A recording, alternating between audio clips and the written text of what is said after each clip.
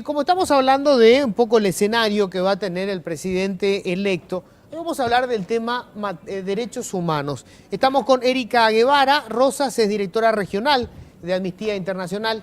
Hola, gracias por venir, Erika. Hola Luis, ¿cómo están? Felicidades. Gracias, gracias. Bueno, Erika, para entrar directamente en terreno, ¿en qué materias, digamos, en derechos humanos estamos aplazados en Paraguay y serán, digamos, deberían ser prioridades para el nuevo presidente? Bueno, para el nuevo presidente, como para cualquier gobierno, incluido la administración actual, los derechos humanos tendrían que estar en el centro de sus políticas públicas, de sus debates y discusiones. Lamentablemente, Paraguay sigue atravesando grandes desafíos en materia de derechos humanos, un país que todavía enfrenta una gran desigualdad económica, social, en donde grupos de población han sido marginalizados y violentados en el ejercicio de derechos humanos. Una situación muy particular de Paraguay es precisamente el del acceso a la tierra, es decir, la tenencia de la tierra. Lamentablemente, Paraguay es de los países que tiene una no solo nefasta distribución de la tierra, sino que a través de sus años recientes se ha logrado ponderar el interés económico de unos pocos y se sabe que aproximadamente el 90% de los territorios de Paraguay están detentados solo en el 5% de la población. Quiere decir que la mayoría de la gente no tiene acceso a la tenencia de la tierra y particularmente las comunidades campesinas, los pueblos indígenas que ni siquiera pueden gozar de su derecho al acceso a tierras ancestrales. Ese es un tema sumamente preocupante y vinculado a eso también está el tema de la criminalización de las personas defensoras a los derechos humanos, de los líderes comunitarios, precisamente aquellos que están hoy día en lucha por las tierras, el territorio y el cuidado del medio ambiente. En esta ocasión, por eso Amnistía Internacional está lanzando un informe, una receta para criminalizar, en donde precisamente documentamos cómo esto se está convirtiendo en una práctica sistemática para callar las voces de las personas defensoras. Otro tema muy importante para el Paraguay es la defensa y protección de los derechos humanos de las mujeres y las niñas y de la comunidad de población LGTBI. Paraguay tiene una deuda pendiente con las mujeres y las niñas y particularmente en el ejercicio de sus derechos sexuales y reproductivos, y Paraguay tiene una deuda muy pendiente con el tema de la discriminación de género, la discriminación racial. Es uno de los países que ni siquiera cuenta con una ley contra la discriminación y contra actos que pudiesen ser conducentes a graves violaciones a derechos humanos. Ahora, Erika, ¿tuviste la oportunidad de escuchar el único debate presidencial que tuvimos? Así es, sí, claro. Y te habrás dado cuenta el tono absolutamente conservador de ambos candidatos, pero principalmente del candidato que ha resultado electo el domingo, con respecto justamente a los dos temas que mencionaste, o sea, el tema de la distribución de la tierra, que aparece como un discurso de izquierda, para el que aparentemente tienen una suerte de alergia los grupos más conservadores, y el otro tema que tiene que ver con la educación sexual y el problema de las mujeres y niñas violentadas. O sea, de acuerdo con ese debate, si se le puede llamar debate, las perspectivas son bastante negras para el Paraguay. Bueno, no solo es el debate, sino las políticas públicas de reciente adopción, inclusive por este gobierno, y que pareciera que el nuevo gobierno tiende a una continuidad en términos de regresiones en materia de derechos humanos. El año pasado nosotros denunciamos la adopción de un decreto por parte del Ministerio de Educación en donde se prohíbe la distribución de materiales para educación sexual y reproductiva con la justificación de esta nueva tendencia conservadora de llamarle ideología de género a la obligación de los estados de proteger y promover los derechos humanos. Eso ha sido de suma gravedad precisamente porque es el propio Estado el que perpetúa y reproduce condiciones para la violación de los derechos humanos de las mujeres y las niñas en un país en donde por lo menos se sabe en registro que 2 niñas se convierten en madre al día y que esto pues es producto del abuso sexual y las violaciones a las que se tienen que ver enfrentadas, un país en donde las mujeres no tienen acceso a salud reproductiva, salud integral, métodos de anticoncepción moderna, etcétera, pues son muy preocupantes que en debates electorales las autoridades y quienes ahora han sido votadas o han decidido ser autoridad, pues utilicen una retórica antiderechos y una retórica que termina perpetuando condiciones de discriminación. ¿Ustedes ven, Erika, una oleada neoconservadora en la región y en Paraguay en particular con respecto a estos temas? Con respecto a estos temas y lamentablemente con respecto a todos los temas de derechos humanos que tienen que ser temas fundamentales para cualquier Estado, nuestra opinión, nuestra evaluación de la región de las Américas es que precisamente estamos atravesando por una grave regresión, el uso de las retóricas divisorias, el uso de retóricas de odio de personajes de la política que hoy día lo más peligroso es que se están convirtiendo en política pública. Lo vemos desde los Estados Unidos con el presidente Trump, que toda su retórica de odio que utilizó durante la campaña, pues realmente la ha convertido en política pública con una serie de leyes y decretos que tienden a menoscabar los derechos de las mayorías. Y Paraguay, lamentablemente, no es excluyente de esta situación de regresión. Yo tuve el privilegio esta semana de visitar una comunidad campesina, Guajorú, disculpen si no lo pronuncio bien, me tomó 12 horas en un día de ir y venir. Y fue realmente una experiencia, por un lado, desgarradora, escuchar testimonios de comunidades que han sido afectadas por desalojos forzados, 3 de ellos en los últimos 3 años, uno de ellos de una forma violenta, 1.200 policías para desalojar una comunidad de 200 familias, preponderando el interés económico de unos cuantos en menoscabo de la gran mayoría, se les destruyeron sus viviendas, sus escuelas, etcétera. La comunidad vive en trauma. Un profesor de la escuela rural con lágrimas en los ojos me describía que su día a día es intentar manejar el trauma de las niñas y los niños. Esa es una realidad que hoy día está pasando en muchas partes de Paraguay y las autoridades no toman esas 12 horas de camino para ir a escuchar a quienes hoy día les están votando para que se conviertan en líderes.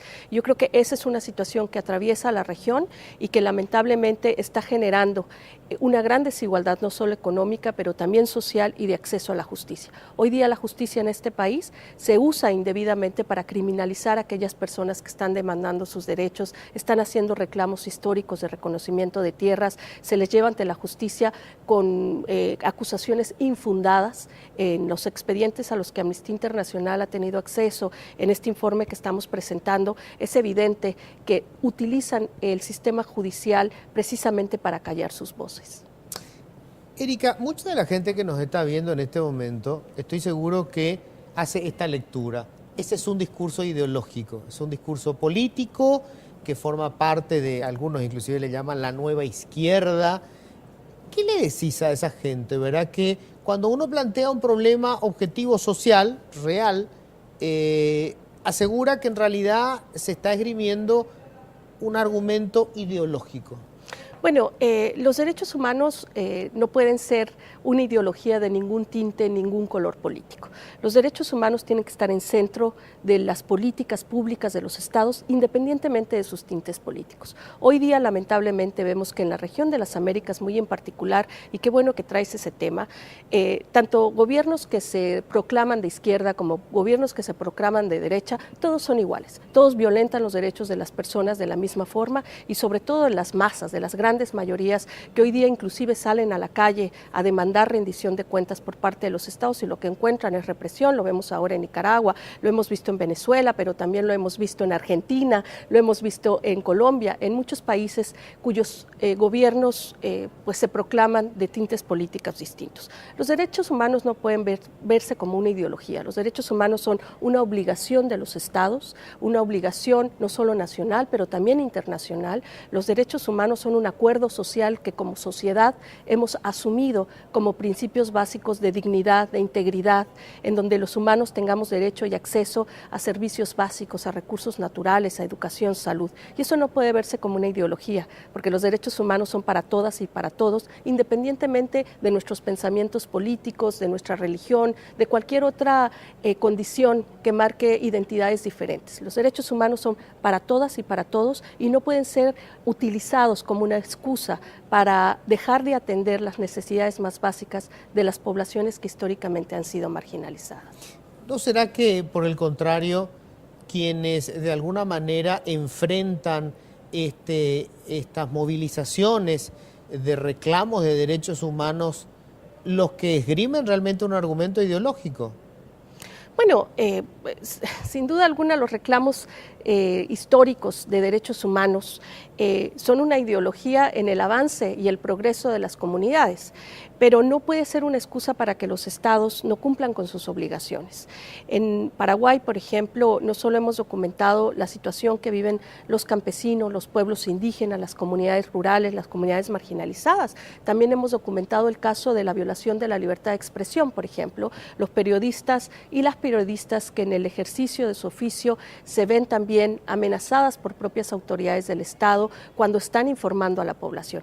Y traigo este tema a colación porque creo que el derecho a la información y el derecho a estar informado y el derecho a informar juega un papel fundamental para el cumplimiento de las normas nacionales e internacionales en materia de derechos humanos y que precisamente el prevenir que eso suceda, es decir, que se informe sobre estos temas, también genera una percepción social, una narrativa social tendiente a rechazar cualquier tema de derechos humanos.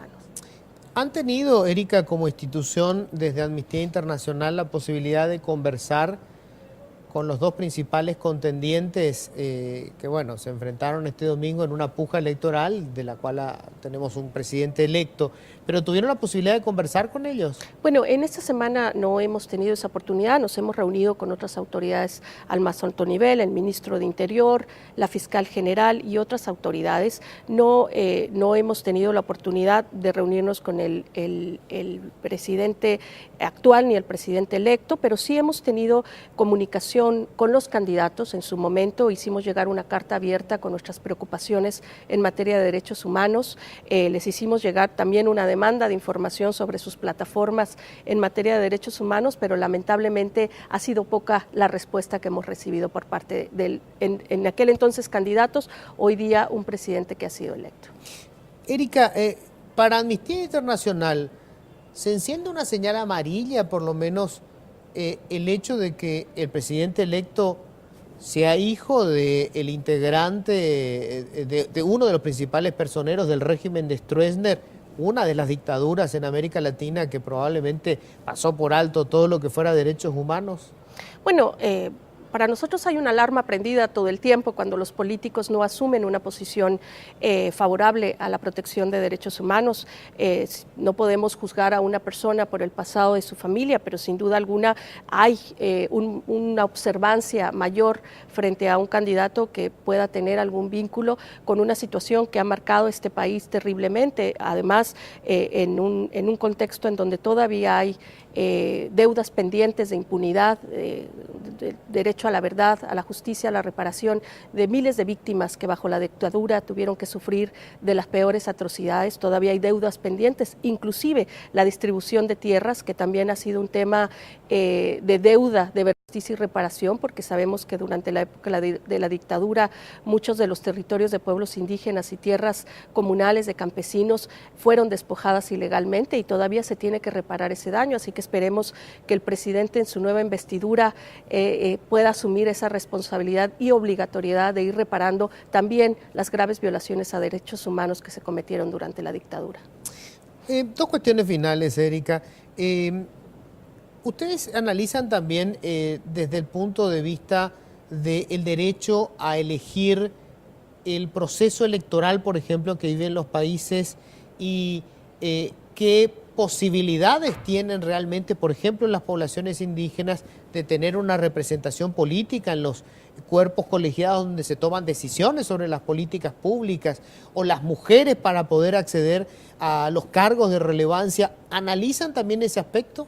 Bueno, Amnistía Internacional centra su mandato en la obligatoriedad de las normas internacionales en materia de derechos humanos. Nosotros no tomamos posiciones ni siquiera de los sistemas políticos o económicos que un país, que un Estado decida en términos de autodeterminación o determinación. Pero lo que es claro para nosotros es que la participación política de grupos que han estado históricamente marginalizados de la vida pública y de la toma de decisiones es precisamente algo que conduce a que los derechos humanos de estas poblaciones sigan siendo violentados y vulnerados. En la medida que, por ejemplo, no se reconozca el liderazgo indígena, no solo se trata de reconocer a un líder, sino reconocer la necesidad que tienen las comunidades de tener acceso a derechos. Yo también estuve platicando con muchas comunidades de pueblos indígenas, de las cuales sus casos documentamos en este informe, y una de las demandas que hacen es que el Instituto Nacional de Protección a los pueblos indígenas, el INDI, no les reconoce el liderazgo indígena, a pesar de cumplir con todos los requisitos. Y eso no lo hace precisamente porque con ello previene que estas comunidades puedan ejercer derechos a la vivienda, a la alimentación, tener clínicas, etcétera. Y eso para nosotros es un tema de gran alarma, precisamente por lo que tú decías, ¿no? No participan y por ende tampoco son parte de las tomas de decisiones. Una última cuestión, para tener una referencia a nivel regional, ¿qué país se encuentra en mejores condiciones en lo que se refiere al respeto de derechos humanos? Amnistía Internacional es un movimiento de más de 7 millones de personas que estamos alrededor del mundo dedicados a la defensa de derechos humanos. Tenemos presencia en casi todos los países del mundo y si no tenemos presencia, por lo menos tenemos capacidad de monitoreo. Nosotros no comparamos un país con otro, porque comparamos a Paraguay con Paraguay y porque las violaciones de los derechos humanos son de suma gravedad en cualquier contexto. Sin embargo, aprendimos de los más de 55 años de experiencia de buenas prácticas que han podido generar ciertos estados para la promoción de derechos humanos. En la región yo te podría mencionar un par de casos. Está el caso de Costa Rica, un país que logró desmilitarizar su respuesta ante problemas sociales y que ha logrado cierta estabilidad en términos de violencia en comparación con otros países de Centroamérica.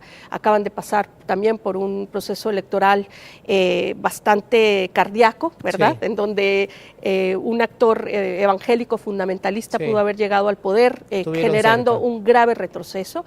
Tienes aquí en Sudamérica un país que también ha estado a la vanguardia de avanzar ciertos derechos, como el caso de Uruguay, que es uno de los pocos países en nuestra región que ha despenalizado totalmente el aborto y garantizado derechos sexuales y reproductivos para mujeres y niñas, y que ha generado también otros cuerpos de política pública tendientes al avance de derechos humanos. Sin embargo, yo diría que inclusive estos países también siguen enfrentando graves desafíos en materia de derechos humanos.